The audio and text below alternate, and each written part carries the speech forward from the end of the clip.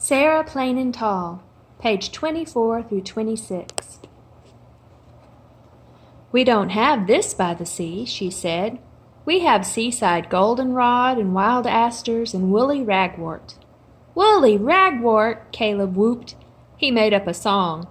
"Willie Ragwort all around, Willie Ragwort on the ground, Willie Ragwort grows and grows, Willie Ragwort in your nose." Sarah and Papa laughed, and the dogs lifted their heads and thumped their tails against the wood floor. Seal sat on the kitchen chair and watched us with yellow eyes. We ate Sarah's stew, the late light coming through the windows. Papa had baked bread that was still warm from the fire. "The stew is fine," said Papa. "Yeah," Sarah nodded. "The bread too?" "What does 'yeah' mean?" asked Caleb. "In Maine it means yes," said Sarah. "Do you want more stew?" "Yeah," said Caleb. "Yeah," echoed my father. After dinner, Sarah told us about William. He has a gray and white boat named Kittiwake.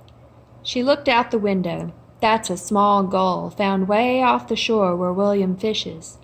There are 3 aunts who live near us. They wear silk dresses and no shoes. You would love them. "Yeah," said Caleb. "Does your brother look like you?" I asked. "Yes," said Sarah. "He is plain and tall." At dusk, Sarah cut Caleb's hair on the front steps, gathering his curls and scattering them on the fence and ground. Seal batted some hair around the porch as the dogs watched. "Why?" asked Caleb. "For the birds," said Sarah. "They will use it for their nest. Later we can look for a nest of curls." "Sarah said later," Caleb whispered to me as we spread his hair about. "Sarah will stay." Sarah cut Papa's hair too. No one else saw, but I found him behind the barn, tossing the pieces of hair into the wind for the birds. Sarah brushed my hair and tied it up in back with a rose velvet ribbon that she had bought from Maine. She brushed hers long and free and tied it back too, and we stood side by side looking into the mirror. I looked taller like Sarah, and fair and thin, and with my hair pulled back I looked a little like her daughter, Sarah's daughter. And then it was time for singing. Sarah sang us a song we had never heard before as we sat on the porch, insects buzzing in the dark and the rustle of cows in the grasses.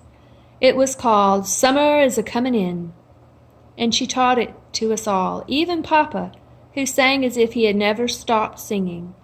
"Summer is a-comin' in, Lud sing cuckoo." "What is a summer?" asked Caleb. He said it as summer the way Sarah had. "Summer," said Papa and Sarah at the same time. Caleb and I looked at each other. Summer was coming.